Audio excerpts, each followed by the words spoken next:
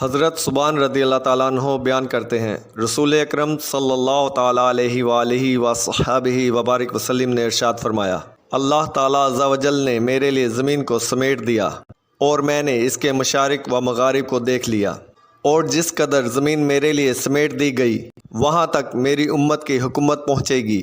مجھے 2 خزانے عطا کیے گئے، سرخ اور سفید۔ میں نے اپنے رب سے دعا کی کہ وہ عام قحط سالی کے ذریعے انہیں ہلاک نہ کرے، ان کے باہمی دشمن کے سوا ان پر کسی اور دشمن کو مسلط نہ کرے کہ وہ ان کا مرکز یعنی صدر مقام تباہ کر دے۔